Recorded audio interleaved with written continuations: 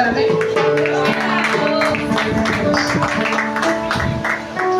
Señor, estamos delante de tu presencia, Señor, y estamos agradecidos, Señor, por lo que tú has hecho, Señor, por lo que estás haciendo y por lo que seguirás, Señor, haciendo en nuestras vidas, Señor. Porque tu obra no acaba en nosotros, Señor, y estamos agradecidos, Señor.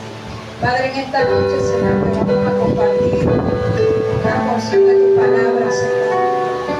Espíritu Santo, te pedimos que seas tú, Señor. Sé que tú estás en este lugar, Señor. Sé que tu palabra no vuelve vacía, Señor. Sé que tu palabra en esta noche es transformando nuestras vidas, Señor. Padre, gracias, Señor, por esta honra y por esta gran oportunidad que tú me das, Señor, de llevar tu palabra, Señor. Padre eterno, a ti sea la gloria, la honra y toda la alabanza por el nombre de Cristo Jesús, Señor. Declaramos sujetas todas las cosas a tu presencia, Señor. Si hay algo en esta noche que quiere venir a traer distracción, Señor, lo echamos fuera en el nombre poderoso de Jesús, Señor. Que en esta noche, Señor, este breve momento, podamos estar atentos y apercibidos a lo que tu voz, a lo que tu Espíritu Santo quiere hablarnos a nuestro espíritu, Señor. En el nombre poderoso de Jesús, amén y amén. Buenas noches, mi hermano, Dios les bendiga. Denle fuertes aplausos al Señor, amén.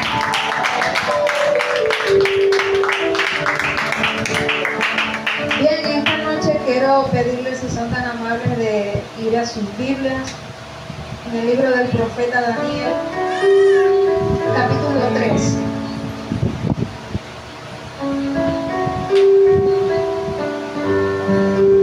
Gloria a Dios. Daniel capítulo 3. Cuando lo tengan pueden dar una señal para que juntos leamos la palabra del Señor. Amén. ¿Lo tienen? Amén. Vamos a leer bajo la bendición del Padre, Hijo y Espíritu Santo. Amén. Dice así: el rey Nabucodonosor hizo una estatua de oro cuya altura era de 60 codos y a su anchura de 6 codos.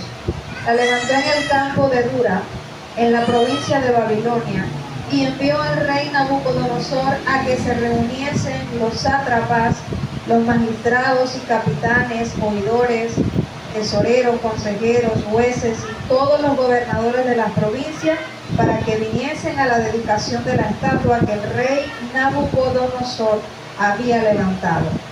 Fueron pues reunidos los sátrapas, magistrados, capitanes, oidores, tesoreros, consejeros, jueces y todos los gobernadores de la provincia a la dedicación de la estatua que el rey Nabucodonosor había levantado. Y estaban en pie delante de la estatua que había levantado el rey Nabucodonosor. Y el pregonero anunciaba en alta voz. ¿Qué anunciaba?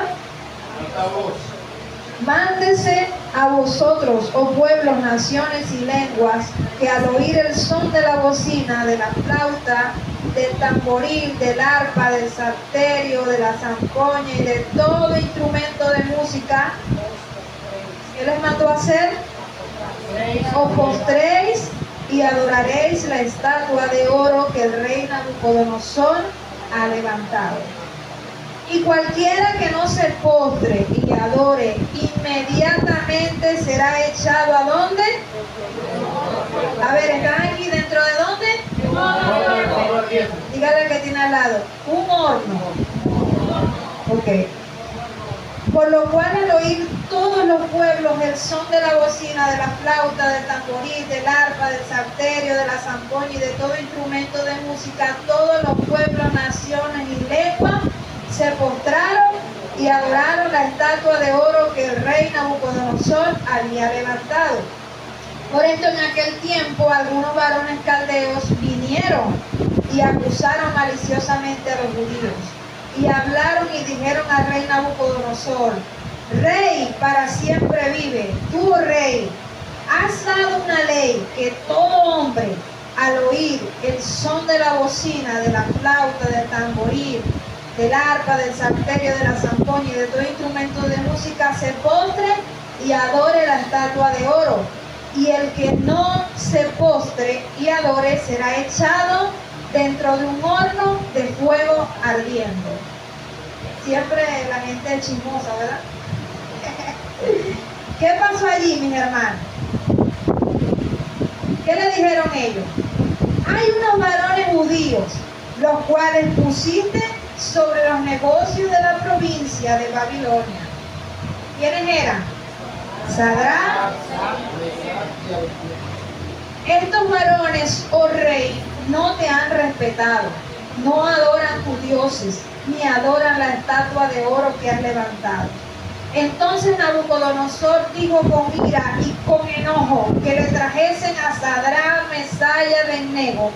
Al instante fueron traídos estos varones delante del rey.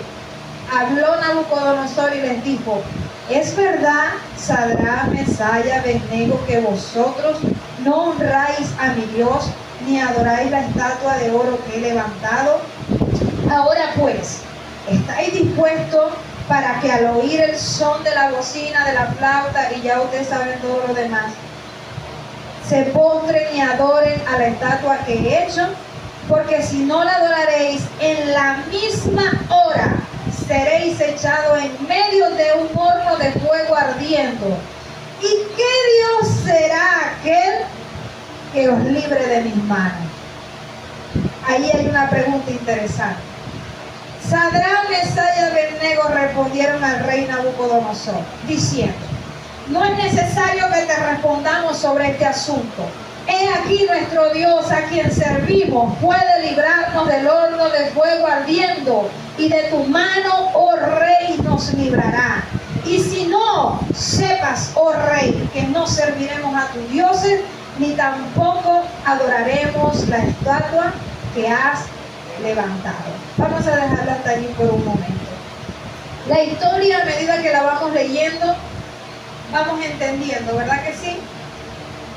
Daniel, el profeta Daniel, en la historia que estamos compartiendo, fueron unos jóvenes que estaban en un lugar, en su pueblo, en su nación, y bajo un exilio que hubo, una persecución, todo lo que estaba atravesando aquel pueblo durante el reinado de Josías.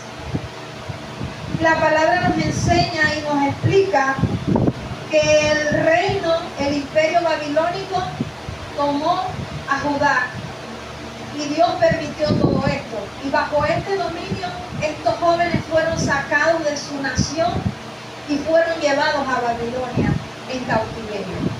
Pero la palabra en los primeros capítulos del libro de Daniel nos da la claridad de quiénes eran estos muchachos.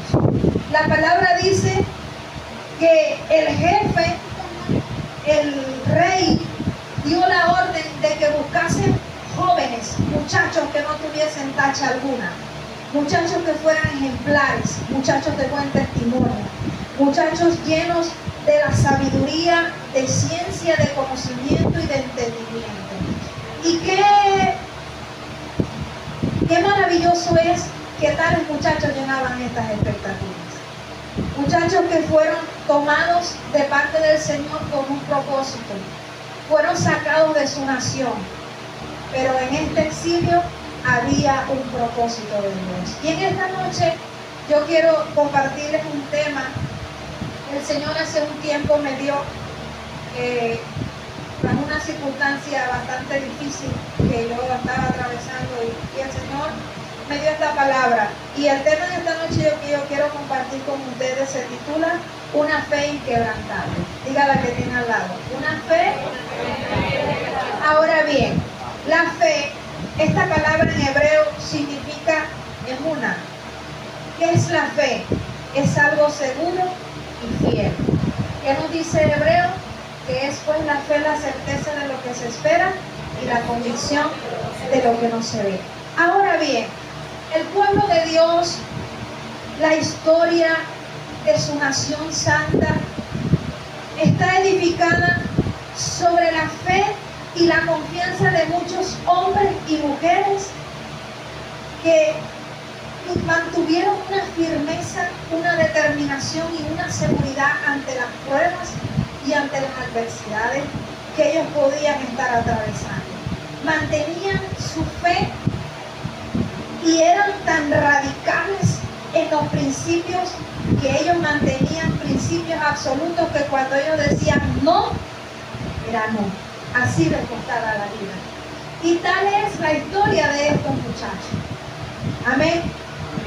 Pero hermano, en medio de todo el mundo, de todo este siglo, de todo este sistema, nosotros vemos muchos cristianos, me atrevo a decir que un gran porcentaje de cristianos que están acostumbrados a un evangelio fácil, a un evangelio ligero, a un evangelio paradisiaco, un evangelio light. Amén. Un evangelio bastante superficial. La verdad de todo esto, que un cristiano con esta postura se le va a hacer muy difícil dimensionar, crecer y mantener una fe inquebrantable ante los problemas. ¿Por qué? Porque cuando le venga la prueba, no va a soportar. Cuando viene el problema, cuando viene el proceso, la persona simplemente doblega y cede. Dice, no, esto es muy fuerte. Los principios, no. Este camino no. Y si continúan, entonces son cristianos que les gusta calentar una silla, no me digan nada, no me coloquen en ningún liderazgo, yo no necesito eso, yo simplemente quiero venir a la iglesia, escuchar la palabra del Señor y atender lo que yo pueda atender. Pero no tienen tiempo para Dios, es decir, que están acostumbrados a un evangelio así. Amén. Estos jóvenes estaban comprometidos, estos jóvenes estaban determinados. Cuando un cristiano está determinado, cuando un hijo de Dios está comprometido, va en contra de lo que sea. Así sea su propia familia, así sea los propios principios que el mundo les puede estar presentando. Tantas cosas que se nos pueden presentar delante de nosotros que provocan en nuestra vida dudas, incredulidades. Podemos divagar entre dos pensamientos. Señor, ¿será que obedezco o no obedezco? ¿Será que lo hago o no lo hago? Cuando la determinación es que tienes que mantenerte, porque tal cosa o tal firmeza es lo que te va a llevar, hermano, a ser cada día más fuerte, a ser cada día más firme, a ser cada día más determinado en las cosas del Señor. Y la gente que tiene fe en Dios, hermano, crece. Es una gente que mantiene su palabra, aunque no vean las cosas posibles. Ellos creen que para Dios todo es posible. Y yo creo que esta noche yo estoy hablando con esta gente, con estos hijos de Dios. ¿Quiénes eran Sadrach, Mesach y Abednego? ¿Quiénes eran estos jóvenes? Ellos realmente no se llamaban así. Esos nombres fueron cambiados por aquel hombre, aquel eunuco, aquella persona que estaba a cargo. ¿Y con qué intención? Porque tales nombres tenían relación a dioses paganos, a dioses que ellos adoraban, y ellos pensaban que colocándole estos nombres esto iba a provocar en ellos algo. Pero lo que realmente ellos no sabían, que estos jóvenes venían marcados delante de Dios, venían marcados de parte del Todopoderoso para un propósito. Y es allí a lo que voy en esta noche, mis hermanos. Dios utiliza las circunstancias, todo lo que pueda suceder en nuestras vidas, para bien y para que su nombre sea exaltado y glorificado. Sadrach se llamaba en realidad Ananías. Ese era su nombre judío, que significa gracia de Dios. Él se transformó en Sadrach, que este nombre babilónico significaba orden de Agú, que era un dios de la luna. Mesach, su significado es incierto. Nunca, los comentarios que hay nunca han llegado a algo concreto en decir lo que pueda significar este nombre, pero tiene mucha relación con el nombre de su amigo al que le colocaron Sadrach. Su nombre judío era Misael, y Abednego era un judío. Su nombre significaba, o su nombre judío era Azarías, y el significado babilónico era el servidor de los dioses. Sus nombres fueron cambiados para honrar a los dioses de Babilonia. Ellos fueron tomados por Nabucodonosor para que fueran instruidos, para que fueran capacitados para llegar a ser consejeros del rey. Es decir, que aún en lo que ellos pensaban, ellos sin querer, ellos estaban provocando un impulso en la vida de estos muchachos. ¿Qué era lo que provocaba que tales personas vieran a estos muchachos con buenos ojos, con gran estima?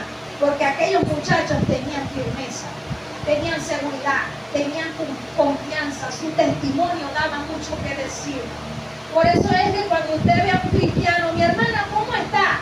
Ay, hermana, aquí como la patilla por el suelo, pero dando fruto. La patilla realmente es una fruta que crece en el suelo. Pero tal explicación da es que las cosas no están bien, pero que dando fruta, hermano, por lo menos. Pero no es lo que estás demostrando.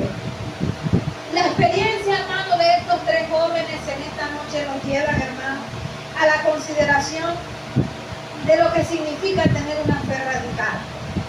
Si a usted le llegan a preguntar, ¿qué decide usted, hermano? ¿Su vida o Cristo?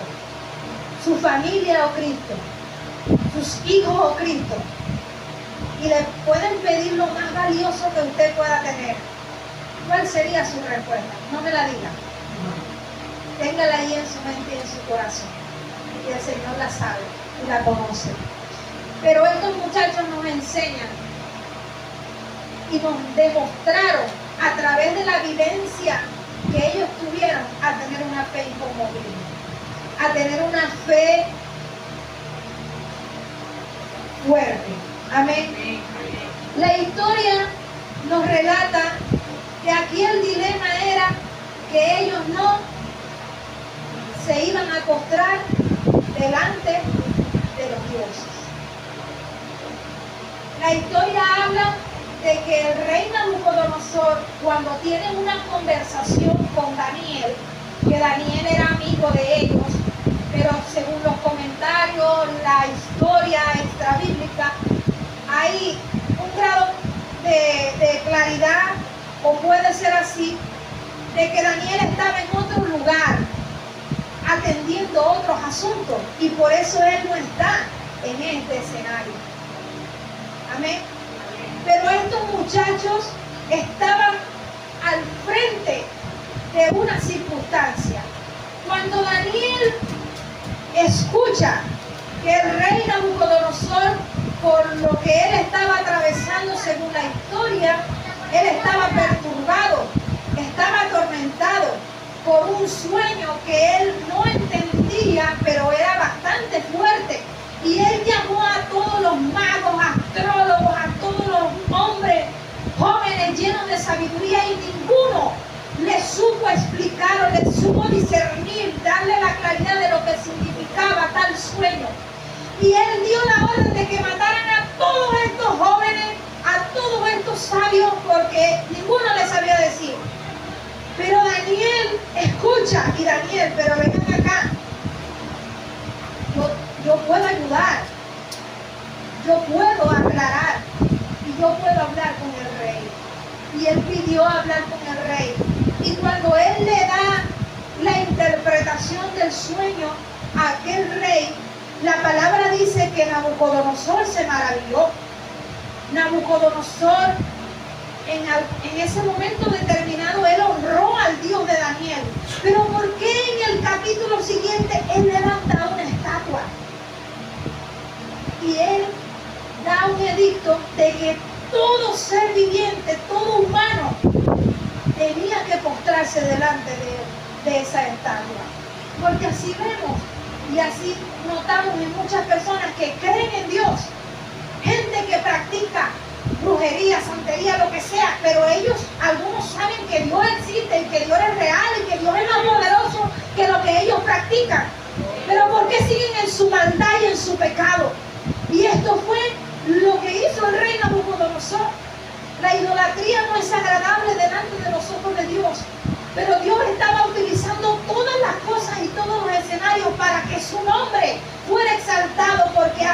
así a través de la historia. La gente no cree, la gente no confía, pero cuando ven, cuando entienden, cuando sus ojos son abiertos, entonces es que pueden tener una claridad de lo que está pasando. Entonces, hermano, una fe inquebrantable siempre provocará un desafío en nuestras vidas. Porque cuando usted está frente a un proceso, usted dirá: Señor, ¿será que avanzo? ¿Qué hago? Ayúdame. Y eso provoca un desafío. Eso provoca en nuestras vidas, nos saca de nuestra comodidad. Nos saca, porque a veces nosotros como hijos del Señor estamos dormidos, acostumbrados a ese evangelio. Entonces el Señor nos ve: ay, hija mía, tú estás muy cómoda. Vamos a echarte una sacudida. Vamos a estremecerte porque tengo que forjarte. Tengo que provocar en ti una fe que no se rompa. Una fe que no se quiebre cuando sea metida en el fuego. Una fe que pueda soportar y una fe que pueda tener firmeza. Amén. Entonces esto provoca en nosotros un antes y un después. Porque cuando nosotros entramos en el proceso, tenemos un estado, pero cuando salimos de él, estamos forjados. Lloramos, sí, porque a mí nadie aquí me va a decir que usted no ha llorado en medio de un proceso. Todos lloramos, todos sentimos que ya no tenemos fuerza, todos sentimos que ya no podemos más. Pero, ¿qué hubiese pasado si estos jóvenes hubiesen doblegado ante el edicto del rey que había dado en aquel tiempo? No hubiese ocurrido tal milagro y tal asombro en aquellas personas. Y lo más importante, más allá de un asombro o de un milagro, es que ellos creyeran que había un Dios que es más poderoso que todas las cosas. Y esto ellos lo demostraron. Pero yo aquí pensando, yo digo: Señor, estos muchachos no la tenían fácil. Porque la Biblia en ningún momento nos relata o nos pueda decir que ellos tuvieron duda. Pero nosotros somos humanos. Y nosotros podemos dudar y podemos sentir inseguridad, porque nuestra humanidad, eso es lo que provoca en nosotros. Pero estos muchachos creyeron en Dios y tal creer los llevó a tener una determinación. Ahora, una fe inquebrantable nos enseña que la obediencia no es una opción. Ellos dijeron, su actitud: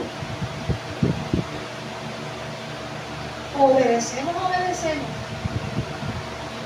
¿Y qué fue lo que provocó tal obediencia en ellos? Que el rey se enfureciera y que el rey mandó a calentar el horno 7 veces más de lo acostumbrado. Ellos dirían: bueno, nos van a meter en el fuego. Pero la seguridad de ellos era que Dios los iba a librar. Amén. Esa es la confianza que tenemos nosotros, hermanos. Que aunque la duda, la prueba, el dolor, lo que puedas estar sintiendo, lo que podamos estar sintiendo, te diga: te vas a morir en el proceso, Dios no te va a dejar morir.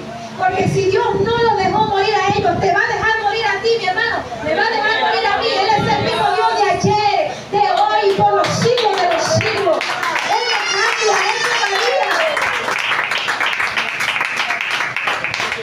Y esto es lo que el enemigo quiere sembrar en nosotros, que nosotros dudemos del milagro, de la promesa, de la respuesta, de la esperanza, que Dios está del otro lado esperándonos.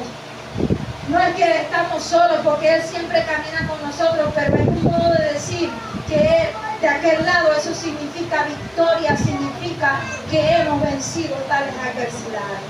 Entonces, hermanos, la obediencia a Dios es el resultado de amarlo a Él. La obediencia es acatar su mandamiento. La obediencia es ponerlo por obra. La obediencia es asumir el llamado, es asumir la palabra del Señor. Si perezco, que perezca. Si me pasa, que me pase. No importa. Si pierdo mi vida por la causa de Cristo, yo la voy a ganar. No importa lo que se vaya, no importa lo que se quede, no importa lo que pase, pero tengo la garantía de que Cristo está conmigo.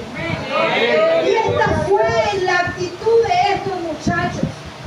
En la historia nosotros podemos encontrar más historias de hombres que tuvieron tales determinaciones, que obedecieron a Dios por encima de todo. Y uno de ellos fue Moisés. Moisés, su historia, en aquel tiempo el rey dio un edicto de que todos los niños varones tenían que morir. Y Dios provocó en la vida de la madre a que ella buscara una solución para que su hijo no muriera. Y llama profundamente la atención que cuando Moisés es metido en una canasta, en un río, tal confianza tenía su mamá y su hermana. ¿Y qué pasó con Moisés? La hija del rey fue a la orilla. Las muchachas que estaban allí se sorprendieron cuando vieron aquello. Y Moisés cayó en las manos nada más y nada menos que de la hija del faraón. ¿Le iba a pasar algo a Moisés? ¿Lo iban a matar? Dígame entonces si Dios no tenía un propósito con Moisés. ¿Cuántas cosas no nos suceden a nosotros que nosotros pensamos que ya hasta ahí llegamos? Y es Dios que nos ha guardado, Dios nos ha protegido, Dios nos ha mantenido, aún desde el vientre de nuestra madre, porque hay un propósito, porque hay un llamado. Entonces Moisés, cuando él crece y él está en el palacio, hay un acontecimiento donde él mata a uno de aquellos que estaban maltratando a los de su pueblo, a los de su nación, y él tiene que huir. Pero cuando él huye, al pasar del tiempo, Dios hace un llamado a su vida. Y Moisés no quería entender, o tenía miedo. Señor, tú me vas a escoger a mí. Yo salí huyendo de allá. Moisés venció sus temores. Moisés venció todas aquellas circunstancias que le estaban impidiendo obedecer al llamado del Señor. Entonces, hermanos, nosotros, ¿qué podemos hacer al obedecer? Otro hombre, el hombre más grande de toda la tierra, Jesús, es nuestro mayor ejemplo de obediencia. Se despojó de allá, de todo, por venir acá a la tierra a dar su vida por usted y por mí. Y Él lo dijo: porque yo he descendido del cielo no para hacer mi voluntad, sino para hacer la voluntad de mi Padre. Cuando tú y yo, mi hermano, obedecemos a Dios, nuestra voluntad no cuenta. Cuando tú y yo obedecemos a Dios, nuestros pensamientos, nuestros paradigmas, esquemas, costumbres del mundo, de la vida, no funcionan, porque ya nuestra voluntad pasa a un segundo plano. Porque nuestra voluntad va a impedir que Dios trabaje en nosotros. Amén. ¿Qué es lo que dice la palabra del Señor? Si hemos llegado a conocer a Dios, ¿qué sucede? Es que si obedecemos su mandamiento.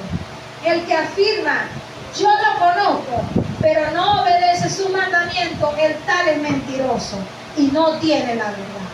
Es decir, que la obediencia para un hijo de Dios no es opcional. Dígale, hermano, no es opcional. Tienes que obedecer. Pasa, hermano, que obedecer no es cosa fácil. Porque obedecer se trata de deber. No dinero, ¿no? Sino de responsabilidad, de compromiso, de actitud. Hay una historia de un niño, yo creo que ustedes la han escuchado, que el papá le decía, siéntate. Y el niño no se quería sentar.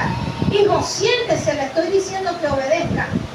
Y el niño, bueno, me voy a sentar. Cuando niño se sentó, le quedó viendo al papá y le dijo, yo estoy sentado, pero por dentro estoy de pie.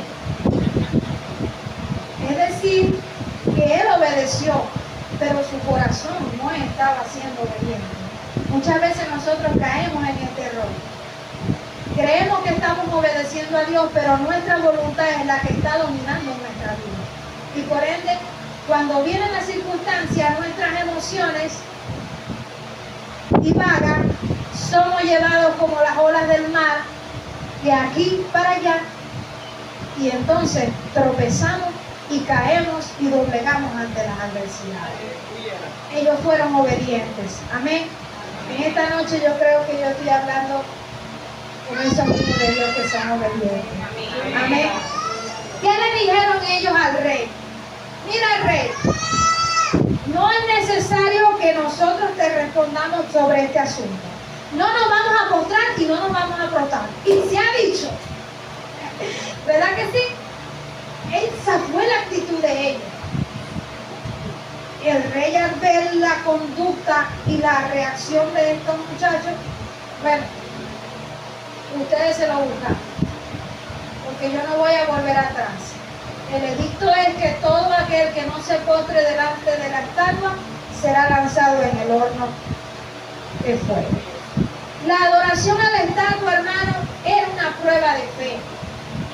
La adoración a la estatua era una prueba de lealtad y obediencia a Dios. El horno no era juego.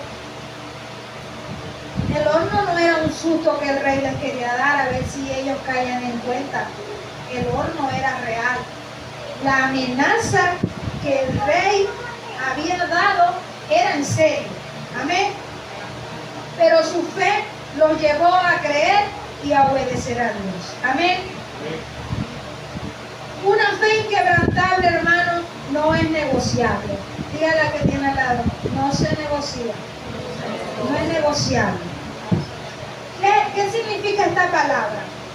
La palabra negociar significa tratar, comerciar algún asunto procurando su mejor logro. ¿Sí? Es decir, llegar a un acuerdo. Tenemos dos pensamientos distintos, pero podemos llegar a un acuerdo. Uno de los errores o una de las cosas que nosotros más como hijos del Señor tendemos a caer es negociar con este mundo, es negociar con el pecado, es negociar con la maldad.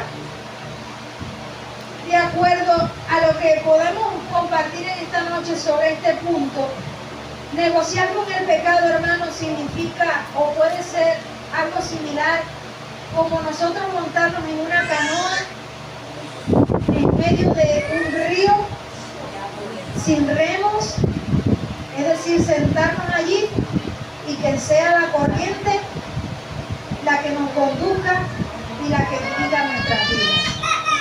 Por el momento, cuando la corriente está calmada, usted puede ir tranquilo, o podemos ir tranquilos en esta canoa, en esta balsa. Pero ¿qué pasa cuando la corriente comienza a ponerse fuerte? O cuando la corriente nos comienza a llevar a lugares profundos y a lugares que sencillamente nosotros no sabemos a dónde estamos y no sabemos a dónde nos va a llevar la corriente. El pecado no juega limpio. Satanás, él sabe lo que hace desde el principio. Él no ataca por quererlo hacer. Cuando él ataca o cuando él nos quiere envolver en el pecado, él sabe lo que él está haciendo. Porque su propósito es que usted y yo pequemos, que usted y yo mudemos, que usted y yo seamos tentados y caigamos, tropecemos y no nos levantemos. El pecado nos hundirá, nos podrá hundir hasta el fondo. El pecado nos llevará a lugares que nosotros no lo podemos imaginar. Pero a todas estas, hermanos, ¿qué es lo que dice la palabra confirmando esto? ¿Qué sucedió cuando Satanás tentó a Jesús. Él le dijo, lánzate y dile a los ángeles que te salven. Adórame. Es decir, que lo tentó. Le presentó algo maravilloso y hasta le recitó la palabra. Es decir, que Satanás conoce la palabra y él sabe lo que le está, él sabe lo que nos dice. Amén. Entonces, ¿qué le dijo Jesús? Apártate de mí, Satanás, porque escrito está, solo al Señor tu Dios adorarás y a Él solo servirás. Jesús estaba determinado. ¿Qué pasa cuando Satanás nos tienta? Eso no lo va a saber nadie. Quédate tranquilo, chicos. Nada más estás solito, estás solita. Prende el televisor y busca allí lo que tengas que buscar. La tentación, tantas cosas, tantas pruebas que vienen a nuestra vida, pero nosotros tenemos que ser determinados. Nosotros tenemos que tener una fe que no se nos plegue, una fe que provoque en nosotros una obediencia, que provoque en nosotros el acatar los mandamientos y la palabra del Señor. Pasa que la palabra del Señor no es contraria a lo que nosotros queremos. Porque cuando nosotros estamos pasando por un problema, queremos que Dios nos pase la mano, queremos mantenernos llorando, encerrados, hacemos la víctima, a mí nadie me quiere, todos se fueron y tomamos esa actitud. ¿Y qué es lo que quiere el Señor? ¿Qué es lo que provoca el Señor o qué es lo que nos dice su palabra? En el mundo, hijo, yo te dije que ibas a tener aflicciones, pero tienes que confiar. Cambia de actitud, sea obediente a mi palabra. Cree en mis promesas, que yo te voy a sacar victorioso de tal prueba y de tal proceso. Pero ¿qué es lo que nosotros le pedimos, Señor? Ya, termina, acaba. Está muy fuerte, bájale al horno. Sácame porque no puedo más. Pero el Señor está haciendo una obra en nosotros. La vida de estos jóvenes nos lleva a entender, hermano, y a confirmar lo que dice la palabra. Que desde los días de Juan el Bautista hasta este día, el reino de los cielos se hace fuerte. Y solamente los valientes lo arrebatan. Entonces nosotros como hijos del Señor no podemos divagar. Nosotros no podemos estar pensando, Señor, el mundo me está ofreciendo. Aquí voy, Señor. Queremos tener una amistad con el mundo. Queremos hacer lo que el mundo nos dice. ¿Y qué dice la palabra del Señor? Que el que hace las cosas del mundo se constituye enemigo de Dios. Entonces, cuando nosotros negociamos con el mundo, estamos constituidos enemigos de Dios. Cuando hacemos cosas contrarias a lo que la palabra del Señor nos dice, hijo mío, no te vayas por ahí. No hagas negocio que no te conviene. Mantén tu integridad. Tu integridad no tiene que ser vigilada. Ay, el pastor no está por ahí, ¿verdad? Eso no pasa aquí, eso pasa por allá. Por ahí la visita de Diomedes, del otro. Porque creemos que como estamos dentro de nuestra casa y el pastor no nos está viendo, pensamos que nada está pasando. Y esto es lo que el enemigo quiere hacernos pensar. Nadie te está viendo. ¿Y quién nada más y nada menos nos está viendo? Aquel que está allá arriba, el Dios del cielo y de la tierra. Entonces, hermanos, mantengamos nuestros principios, mantengamos la actitud que estos jóvenes tuvieron ante aquel edicto que se había pronunciado. Amén. Al igual que estos jóvenes que confiaron en Dios, lo arriesgaron todo, no se doblegaron. Así nosotros debemos de imitar su conducta. Así nosotros debemos de tomar el ejemplo de ellos. Amén. No es fácil, hermanos, porque vivimos en un mundo que está perdido, en un mundo que te dice que hagas esto, que hagas lo otro. El evangelio es un camino que es angosto, que es difícil de andar, y nosotros muchas veces tenemos que arrodillarnos, tenemos que brincar para saltar, para que las cosas vida no nos golpeen, para nosotros no caer. ¿Es fácil? No es fácil. Dios no nos prometió que sería fácil, pero Él prometió estar todos los días con nosotros hasta el fin del mundo. Es decir, que tú y yo no estamos solos. Amén. Entonces, hermanos, en esta noche su palabra nos confirma y nos dice que el mundo pasa, este sistema pasa, este cosmos, todo esto que nosotros vemos a nuestro alrededor pasa, sus deseos, sus deleites, todo lo que el mundo le puede ofrecer pasa, pero el que hace la voluntad del Padre, del Hijo, del Espíritu Santo, del Dios Todopoderoso, permanece para siempre. Amén. Y esta es la confianza que tenemos en nuestro Dios. Y otro aspecto de una fe inquebrantable es que nos hace actuar con valentía. La palabra valentía significa determinación a enfrentarse a situaciones arriesgadas o difíciles. ¿Y qué era lo que estaban viviendo estos muchachos? Una situación bastante fuerte y bastante difícil. Su vida estaba en peligro, pero a ellos no les importó, porque ellos tomaron la palabra del Señor, confiaron en Él, y esto los impulsó a ellos a ser valientes. Cuando una persona es valiente, es arriesgada. En las cosas de los caminos del Señor se necesita de gente arriesgada, de gente que le crea a Dios, de gente que sea comprometida, de gente que vea las cosas del Señor con fe y con seguridad, llamando las cosas que no son como si fuesen, creyendo en lo que el Señor está haciendo. La palabra habla de un hombre, Abraham, y la palabra del Señor expresa que él salió de su tierra, de su parentela, sin saber a dónde iba, pero él obedeció y él mantuvo su conducta, su fe delante de Dios, y esto lo llevó a él a ser un hombre valiente, que la conclusión de él, de su vida, es que fue un hombre que creyó en esperanza contra esperanza. Y él aparece nada más y nada menos en la epístola de los Hebreos, donde está aquella lista de esos hombres y mujeres que creyeron en Dios, de esos hombres que confiaron en Dios. ¿Y qué es lo que dice la palabra del Señor? Ellos solamente saludaron, pero tú y yo, hermano, lo estamos viviendo. Tú y yo lo estamos creyendo, tú y yo lo estamos atravesando. Tenemos que creer en el Señor, tenemos que tener valentía.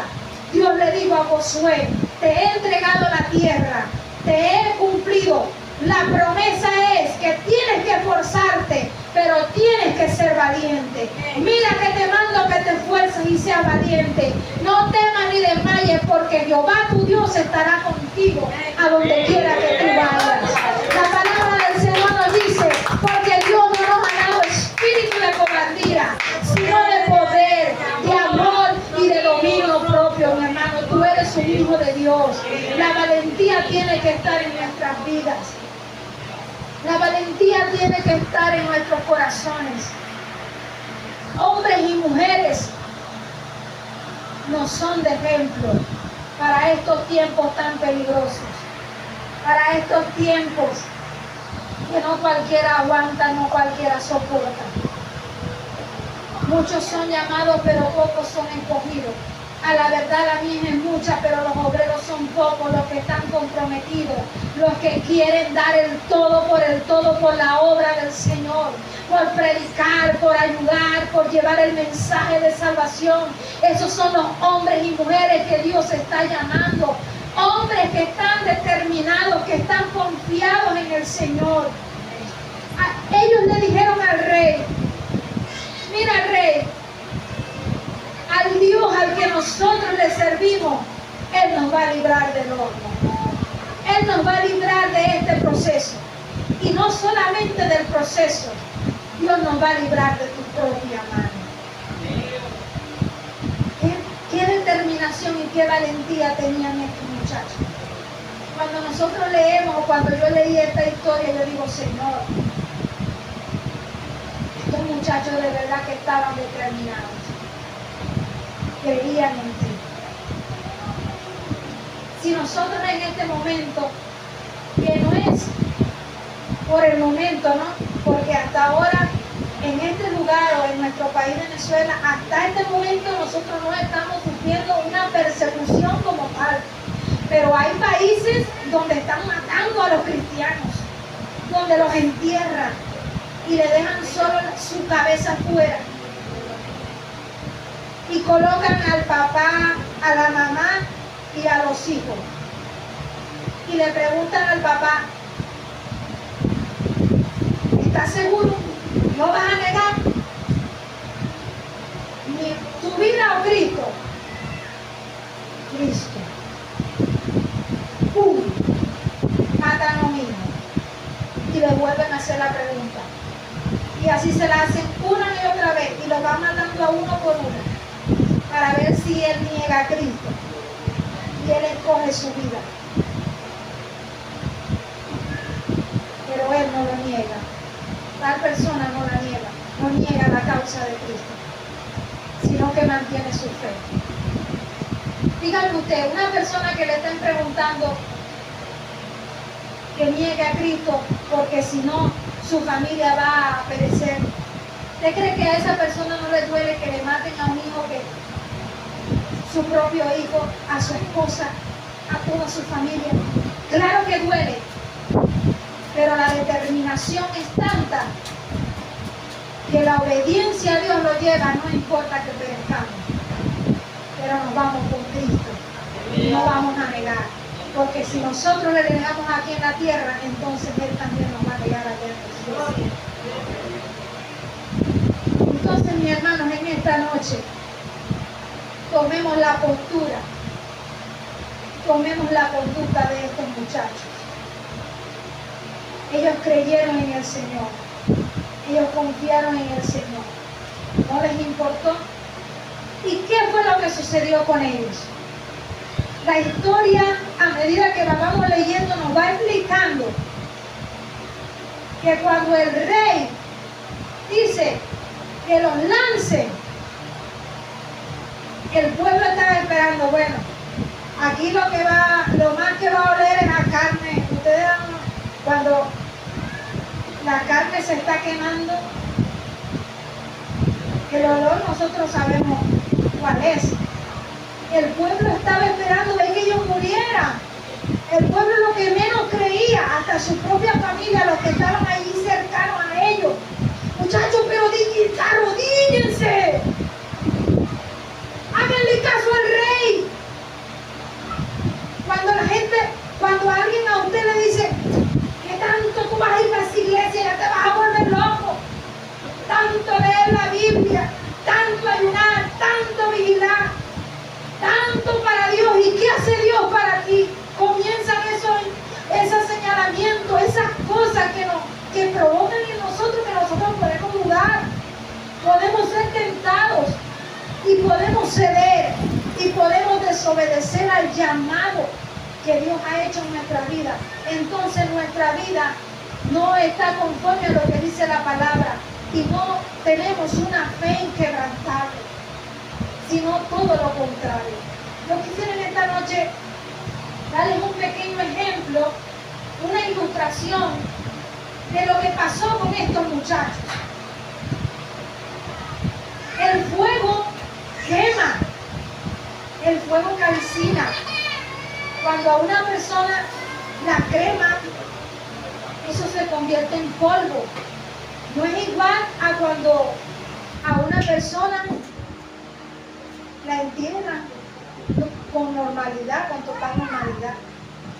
En esta noche yo quisiera que ustedes compartir este pequeño ejemplo con ustedes para que podamos tener una cierta idea de lo que estos hombres pasaron. Amén. Amén. Gloria a Dios.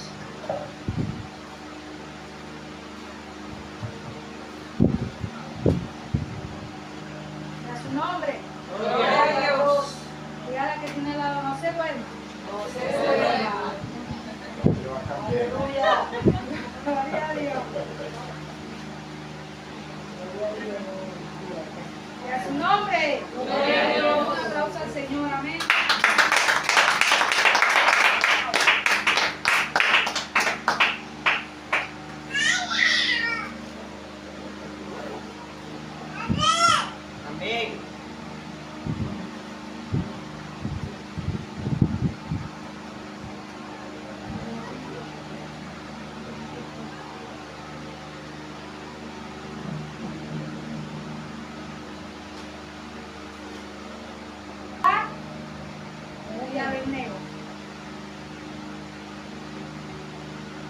Ellos fueron metidos al horno.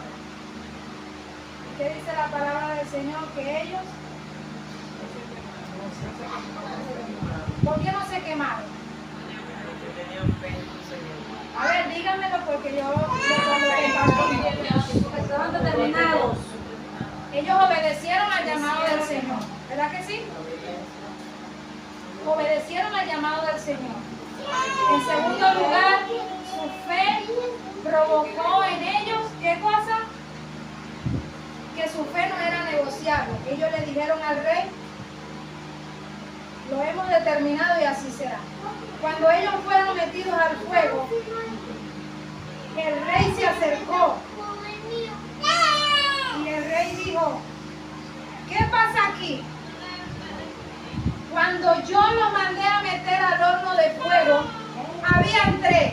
Y ese cuarto personaje que está allí, ¿quién es? ¿Quién es? El ángel de Jehová que estaba con ellos. El ángel de Jehová que está con nosotros. Amén. Hermanos, en esta noche, así como Dios lo hizo con Sadrach, Mesach y Abednego, que fueron metidos en aquel horno, y era tan fuerte el calentamiento de este horno, que la palabra explica y la palabra enfatiza que los que lo lanzaron se quemaron, porque era demasiado fuerte el calor, no aguantaron. Humanamente, ¿cómo unas personas van a soportar tanto fuego y tanta presión? Y la palabra del Señor dice que ni un cabello se le quemó, sus ropas estaban limpias. Es más, las ropas no olían ni tan siquiera a fuego, a quemado, a nada. Entonces, ¿qué significa esto? Que el ángel de Jehová los libró. Y así como Dios lo hizo con ellos, porque esto representa a que sus vestiduras estaban blancas. El agua representa que ellos estaban llenos del Espíritu Santo de Dios. Y esto fue lo que provocó en ellos que ellos se mantuvieran firmes. Cuando tú y yo estamos siendo probados, estamos pasando por la prueba, por el proceso, por el fuego, tenemos que estar llenos del Espíritu Santo. Porque cuando estamos llenos tenemos discernimiento. Señor, si tú permitiste esto, tú sabes lo que haces. Porque tú no das carga que yo no pueda llevar. Si 7 veces cae el justo, 7 veces se levanta. Tu palabra expresa que aunque pase por las aguas, no me voy a ahogar. Que aunque pase por el fuego, no me voy a quemar. Ni la llama va a hacer en mí, porque tú estás conmigo. Hermano, esta noche no importa el grado ni lo grande de tu problema ni de tu proceso. Dios es más grande que todo eso. Y si estás metido en el horno de fuego, no te preocupes, porque el ángel de Jehová está contigo. Tú no estás solo. Dios te va a sacar victorioso de ese proceso y de esa prueba. Y vas a testificar y vas a alabar a Dios en medio de toda la prueba. Hermanos, cuando te halles en pruebas, en adversidades, mantén tu gozo, mantengamos nuestra alegría en el Señor, porque Él está con nosotros. Y nosotros somos más que vencedores en Cristo Jesús. Yo quiero en esta noche que usted se pueda colocar de pie. Y allí donde usted pueda inclinar su rostro en esta noche. Y usted dígale al Señor: Señor, yo quiero tener tal fe como la tuvieron estos muchachos. Ayúdame, Espíritu Santo de Dios. Quizás no la tienen fácil, hermano, porque la prueba que puedas estar pasando es fuerte. Pero tal prueba, tal situación momentánea, no se compara al peso de gloria que Dios tiene preparado para ti y para todos los que creen en el Señor. Levanta tus manos y dile: Señor, hoy asumo una actitud correcta y me comprometo delante de tu presencia a obedecerte, a acatar el llamado.